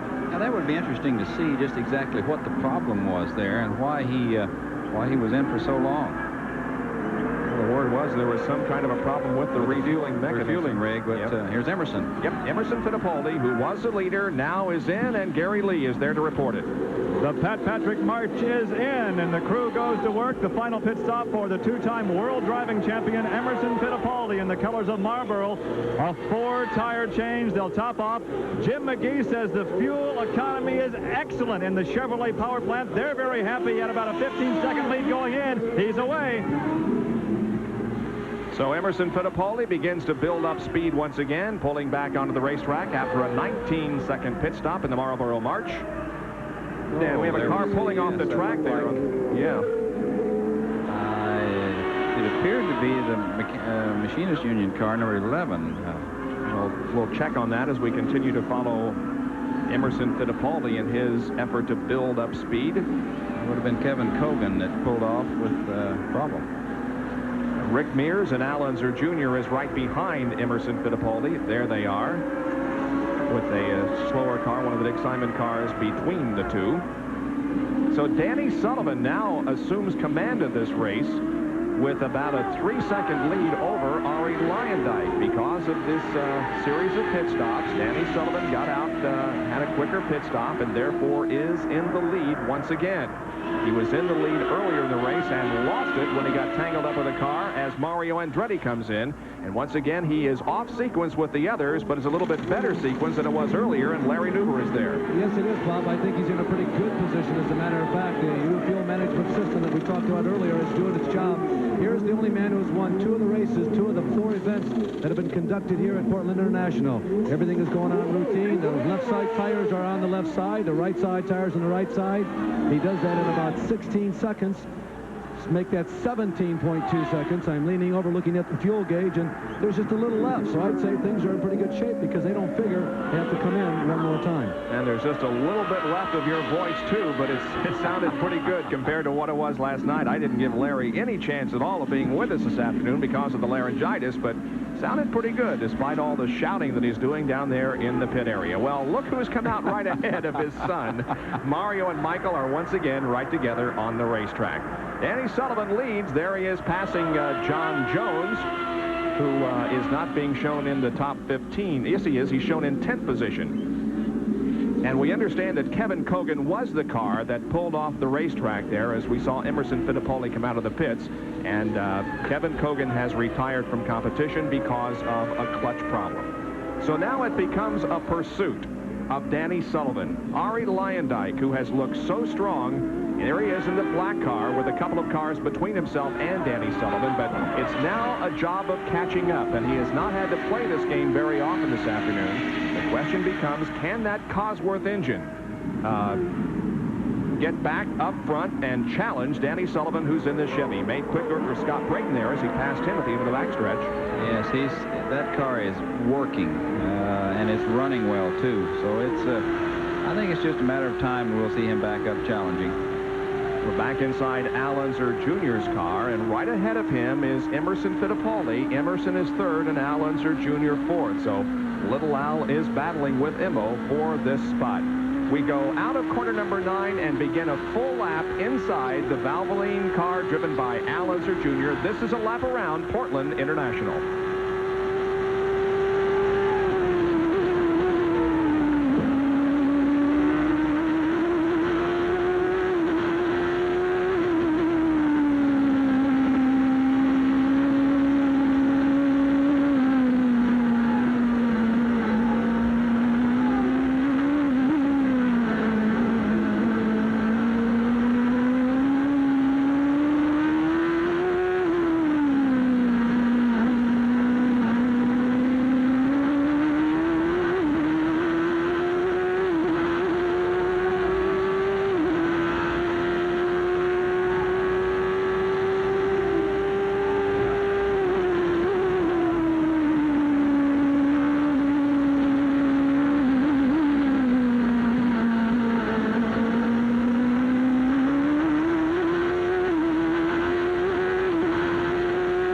the completed lap around Portland. Al Unser Jr.'s Valvoline race cam with the pictures. He is right behind Emerson Fittipaldi, who is third. Al Unser Jr. is fourth. Fifth position at the moment belongs to Rick Mears. In sixth is Mario Andretti. Seventh is John Andretti. In eighth position, unofficially, Teo Fabi in the Porsche. Ninth is Bobby Rahal, and 10th is John Jones. On down from there, Scott Brayton shown in 11th. Didier Taze is 12th. Michael Andretti 13th. Rocky Moran is 14th. Roberto Guerrero is in 15th position. And just dropping out of the race with a clutch problem was Kevin Kogan in car number 11. Emerson appears to be able to pull away off of the turns, like he may have a little different gear ratio and is able to get off of the corners a little better than Al. There you see Al slipping a little bit. He had to really catch himself to keep him going off of the road. Sure did. He got the left side of that car off the racetrack, but fortunately saved it and got back on without losing very much, maybe a second or so. The leader is Arie Luyendyk, or I mean Danny Sullivan, who is right behind that John Andretti car. Now let's give you a summary of the latest pit stops. The second and probably the final pit stops have been made. Arie Luyendyk went in first and came out in second position. Al Unser Jr. went from second to fourth. Danny Sullivan was the big gainer. He went in third position, came out with the lead. Emerson Fittipaldi gained one position, and Mario Andretti fell one position, coming in fifth and going out in sixth spot. So Danny Sullivan was the big advantage as he was able to pick up 2 spots in the pit area, and he leads by about 3.9 seconds over Arie Luyendyk. And we'll be back with more of our live coverage in the shadows of Mount Hood. Back at Portland International Raceway, and what a beautiful sight as the chain of volcanoes near this area, all visible today because of the crystal clear weather and crystal clear skies that we have here. After this race is over, stay with us. Chris Berman and Tim Brando will have all the latest from the world of sports on SportsCenter. They'll, of course, be updating you on the final round of the U.S. Open and on the Winston Cup race in Pocono today, a race in which Bobby Allison was injured. And, of course, we'll have all the latest from the world of sports on SportsCenter tonight following our live coverage of this IndyCar race here at Portland. Well, Derek Daly has retired from competition. The car is off the racetrack, and this is the reason why he is out of the race. Yes, we see him coming down the front straightaway here directly in front of Mears, and suddenly he gets a wisp of smoke right there, and that's telltale. It must have been enough, and it rattled hard enough that he broke a drive shaft. You know, thing must have gotten into something, but he went straight off of the road, out of the way, into a safe place, and he's finished for the day. So he will not bring out a full Courchello because the car is in a safe position, and that means that green continues here at Portland, and Danny Sullivan is the leader, and he now has increased his advantage over Arie Luyendyk by a little over 4 seconds. So now we're seeing Derek walk back toward the pit area. It's been a very frustrating afternoon for him. Earlier, he was involved in a situation down in turn number 9 with Randy Lewis, got back out onto the racetrack, but now it ends with apparently a broken drive shaft. John Andretti in car number 98 is also pulling off the course. An unfortunate situation for John because he was running in 7th position, but a big puff of smoke from the rear end of that car signals the end of the day for John Andretti. This is when it starts taking its toll. The cars have been running steadily. We've not had a yellow, so we're going to see this start happening. We have exactly 20 laps to go. 84 are in the books as John Andretti takes off the helmet and the head sock. And let's go now to Gary Lee in the pit area, who has a comment on Danny Sullivan, who's the leader. I think we have well documented the prowess of the PC-17. This chassis is number 5, the one that Danny is driving. It's a brand new car. In fact, the chassis that Rick Mears is in is the same car that Al Sr. drove at the Speedway in the Indy 500. The 500 winner, Rick Mears, is back in the hauler. Now, as far as fuel consumption, this pit side tank is empty. I talked to Chuck Sprague, the crew chief. I said, do you have enough fuel? He said, just enough, and kind of laughed. I don't think he's that sure. The only fuel left over here in the pit area is right here, about 2.5 to 3 gallons in this refueling hose. They hope they have enough to go the distance. Gary, I've also checked Al Unser Jr. and Arie Luyendyk, and I'll tell you, if Danny Sullivan is low on fuel, these guys are running on fumes only, because there was less fuel showing in the tanks of Al Unser Jr. and Arie Luyendyk than there was in Danny Sullivan. I compared all three of them, and like I said, if Chuck says that they're low, these other guys are really going to be in a crisis come down the last couple of laps. But I think, based on fuel consumption and just kind of peering over people's shoulders and looking at charts, I think everybody's in good shape. They're right on the money. There certainly is no reserve, though. Well, the teammates, Danny Sullivan and Rick Mears, are running together on the racetrack. Actually, Danny is pulling away now just a little bit. And earlier, there was a near spin involving Rick Mears as he was right in front of Sullivan. Yeah, he got sideways there coming off and had to get out of it. And, of course, that was a break for Sullivan. Put Mears on the outside of the track, and he let him get by. He might have been trying to move for him anyway, and turning, and the car got a little loose. Well, you know, in a couple of races here in Indianapolis and Milwaukee, we have seen instances in which there may have been a little bit of team strategy and team orders used. However, the Penske team denies them, but nevertheless, Sullivan, we think, was allowed to get back on the lead lap at Milwaukee, and vice versa at Indianapolis. Well, Mears was complaining earlier. We had a note that he was complaining of the car being very slippery out there and not getting traction. So, you know, that could be the problem. He tried to make a move to get out of Danny's way, and it didn't work. Danny Sullivan right on the rear wing of Rocky Moran, driving car number 56. So Rick Mears is a lap down now. You saw Danny pass him and put him a lap down. Rick had just gone back out onto the racetrack after a pit stop. So that means now that there are 5 cars that are on the lead lap. Danny Sullivan, Arie Luyendyk about 7 seconds behind now, and that interval has continued to increase the past few laps. It was 3, then it was 5, then it was 7, and Luyendyk, we understand, has lost 3rd gear out of the racetrack, and that isn't going to be very pleasant news for the Dick Simon team, and perhaps we are seeing Arie Luyendyk's hopes and dreams of winning his first IndyCar race vanish. Larry Nuber can perhaps fill us in with more. Well, standing by with a man who's become very popular in this broadcast, at least familiar. 3rd gear gone, Dick? Yes, it is. Unfortunately, Arie lost it just a couple of laps ago, and he's doing his best to run without it. The thing we're worried about, of course, is those little pieces can get between the other gears and could cause those to go. It's just a hope and a prayer at the moment. If he goes without 3rd gear, can you assess his chances of catching and staying ahead of Danny Sullivan?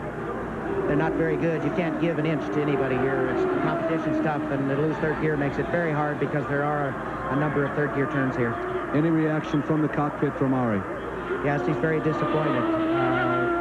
His chief mechanic, Gilbert Lays, said, "We're sorry, Arie. Do your best." Well, Arie Luyendyk, who was very close to that first win ever. It's not over yet, but it looks like that Lady Luck that Bob, you and Johnny were talking about a little earlier is going to have to smile on Arie to pull this one out. Yeah, it really does. An unfortunate situation, but it's been a very, very good run, and Arie Luyendyk has nothing to be ashamed of in this Budweiser G.I. Joe's 200 that we're covering live for you here on ESPN, and we will be right back.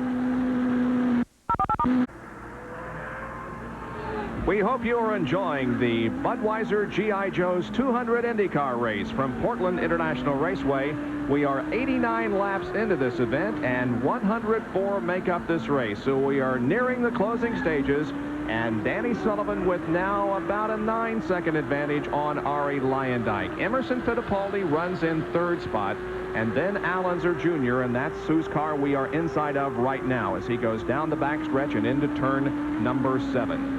Danny Sullivan has been leading this race since the last series of pit stops when Al Unser Jr. had a poor stop, and in the meantime, Arie Luyendyk has lost 3rd gear in his car, so everything is going well for Danny Sullivan, the Roger Penske team. Question is, does he have enough fuel to go the distance? This has always been a racetrack that has caused some fuel problems for drivers in the past, and it could very well be a problem here this afternoon.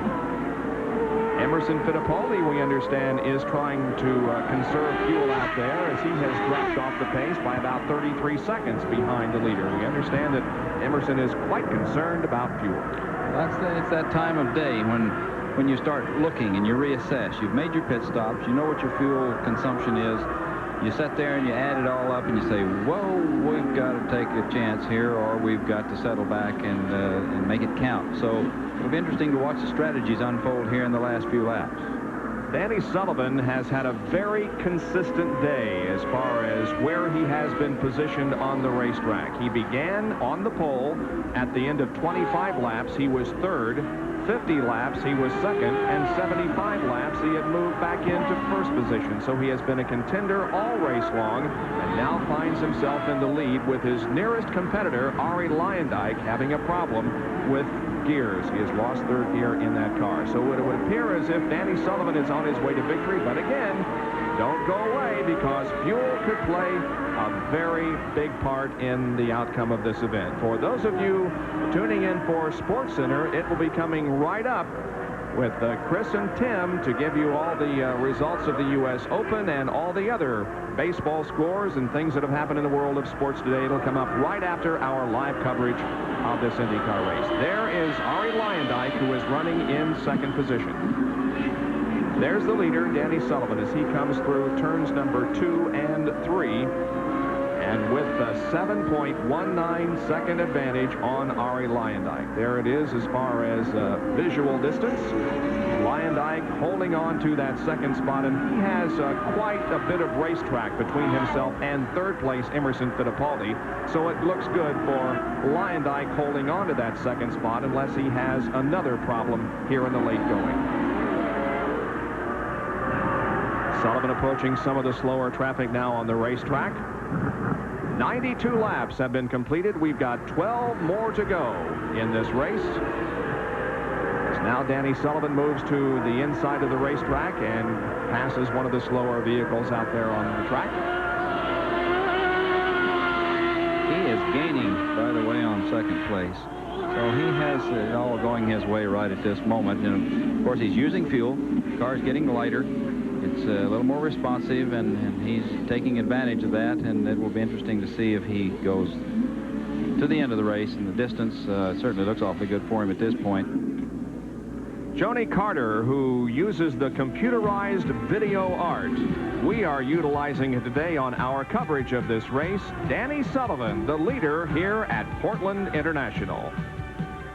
So we'll be right back with our live coverage. There are the top 5 at the end of 92 laps. We hope you're enjoying our live coverage of the Budweiser G.I. Joe's 200, being brought to you by Quaker State Motor Oil, the Big Q State.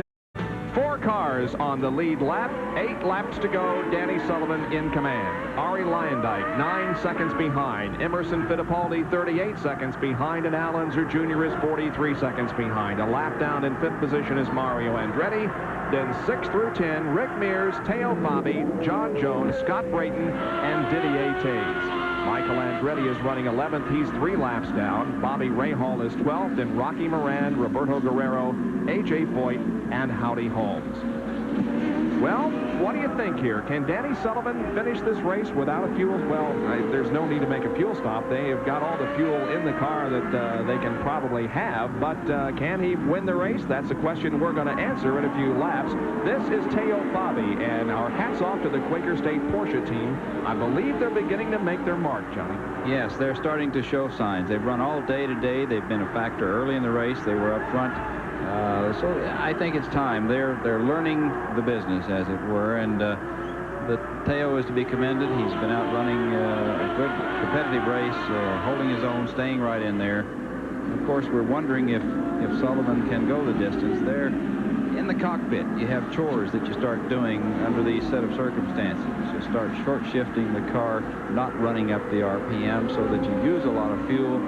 You start maybe coasting a little bit more, watching the deficit between you and second place, and so it's time for that to start happening, and that may come into play and have a factor on Sullivan being able to go the distance and winning the race. Teo Fabi once again being shown in that 7th position in the March Porsche engine. He is 2 laps down to the leader. Right ahead of him there is Al Unser Jr., who is in 4th as he comes through the chicane. And right ahead of him is John Jones in car number 12, who's running an 8 spot. And should he finish an 8 spot, that would be his best career finish. John Jones, driver of car number 12, the one right ahead of Al Unser Jr. here, as we're inside Al's car in the Valvoline race camp. You can see Jones slipping a little bit, and you see the shine on his tires. The track must be a little slippery out there. The heat, as far as the sun beating on it, and the car slipping and sliding around. So those shiny tires kind of tell me that the track may be a little slippery for some people. Al Jr. now hard on the accelerator, now braking and downshifting, going into turn number 7 and 8, then a short chute into turn number 9, and he'll come off that on the main straightaway. And he will complete lap number 98. The leader, Danny Sullivan, has already completed 98 laps. And now Al Unser Jr. passes under the starter stand, and he completes lap number 98. So we have less than 6 laps to go. The number 7 car of Arie Luyendyk may be experiencing more problems. We will check on that in the Dick Simon pit and have a report for you in just a moment. But if he is having a problem, it isn't affecting his position at the moment, because he remains in that 2nd spot, well ahead of 3rd place Emerson Fittipaldi. Back in a moment to Portland. Just a little more than 4 more laps to go for Danny Sullivan in the Miller High Life PC-17 Chevy as he brings a car off of corner number 9 and completes lap number 101. 3 more laps to go when he crosses the line. There's Arie Luyendyk, who is running in 2nd position, but there may be more problems with that car. Here's Larry. Center victory lane. Well, we're standing by in the Dick Simon pit right now, and right now there's a lot of wheels being turned on and heads. We're just going to go to talk to Dick, and we were kind of waved off because they were trying to do some calculations at just that minute. Dick is now joining us. Engine problems now? Yes, it sounds like we've got a broken spark plug. The same thing that happened in Long Beach. It sounded the same way, but he's going to continue. He's got approximately 29-second lead on 3rd place. Hopefully it'll hold together and he'll end up 2nd. Like sands through the hourglass. They're going down to the bottom. You just don't know when it's going to end, do you? You don't know, but we're doing our best. Okay, Dick. Indeed, they are doing their best, trying to salvage this afternoon, which has turned sour on them in one way, and that Arie is not going to win this race, apparently. But on the other hand, it's been a very strong performance for Arie Luyendyk. And so Danny Sullivan continues to lead this race, now completing lap number 102. Danny Sullivan, we asked earlier in the weekend about his fondest memory here at Portland International. I've led most of the races here that I've been in, even starting with Shearson, and been up on the front line. I've not finished one, so I don't have that many fond memories during the race, except, of course, really leading them and getting out in the front. But we don't really want to finish here for a change. And it appears as if he is not only going to finish this race, but could finish in 1st position. Car moving through the east end of the racetrack right now. Down the back straightaway. This is his 103rd lap. When he comes around, it'll complete lap number 103. Danny Sullivan may have a victory in his grasp here at Portland. Now, his finishes earlier this year at 23rd at Phoenix. He finished 13th at Long Beach, was 23rd at Indianapolis, and was 2nd in the most recent IndyCar race at Milwaukee. There's the white flag. 1 more lap to go for Danny Sullivan. We'll follow him around. He goes through the chicane now for the final time. Everything looking very well, although fuel can run out of that car anywhere on the racetrack at any time. We'll see here, because he's making a hard right-hander, and now he'll make a left-hander, and if it falters at all, that will tell, because you can slosh the fuel away from the pickup and get a stumble, and the car is running strong, so I don't think he has any problem. Moving through turns number 5 and 5A, now on to the backstretch for the final time. Danny Sullivan, originally from Louisville, Kentucky. Former winner of the Indianapolis 500-mile race. Now accelerating and braking rather, and downshifting for turns number 7 and 8. Here he comes through the final corner, number 9. He can coast. Danny Sullivan has it wrapped up from here. He stands on the throttle. The fuel is there. The checkered flag comes out, and Danny Sullivan has won the Budweiser G.I. Joe's 200 from Portland International Raceway. There's his happy wife, Chris, who keeps the charts and watches his progress throughout the race.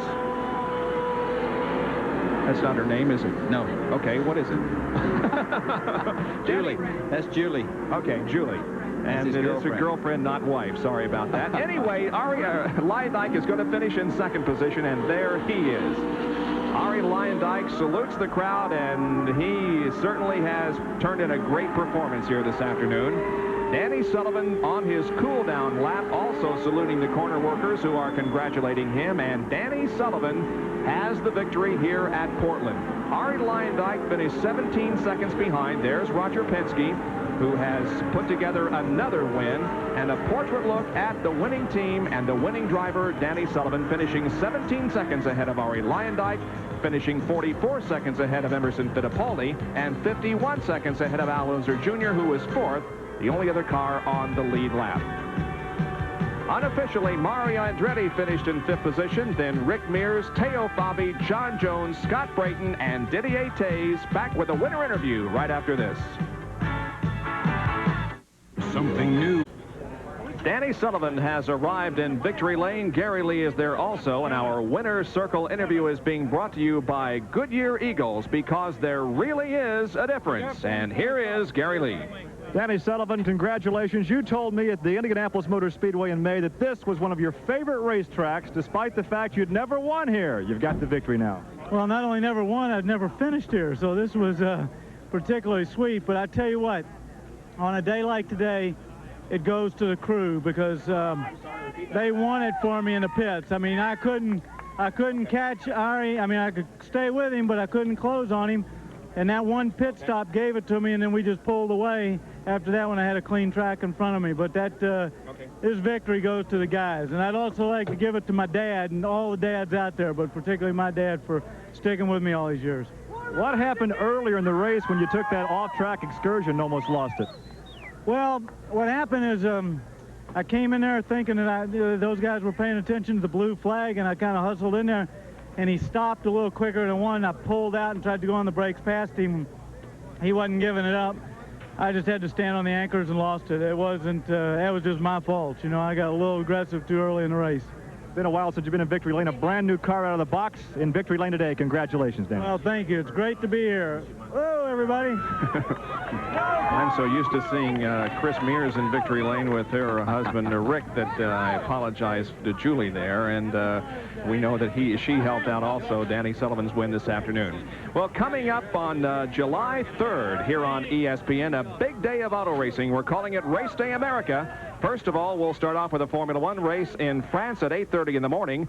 Then at 11:50 in the morning, the IMSA Camel Continental. And later that same afternoon, it'll be the Cleveland Budweiser Grand Prix from Cleveland's Burke Lakefront Airport. That will be live at 3 o'clock in the afternoon. So big race day on July the 3rd. Coming up next here on ESPN, Chris Berman and Tim Brando with all the latest on ESPN's Sports Center. Well, the winner once again here this afternoon was Danny Sullivan. And Ari Luyendyk finished in second spot. Emerson Fittipaldi came home with third. Al Unser Jr. was fourth. And Mario Andretti finished in 5th position. Danny Sullivan's first win of 1988.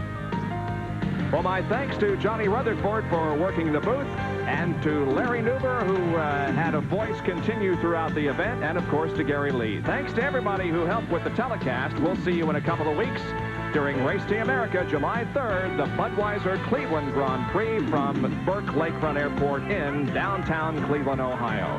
Thanks for joining us. Stay tuned for Sports Center. For now, this is Bob Jenkins. So long, everyone.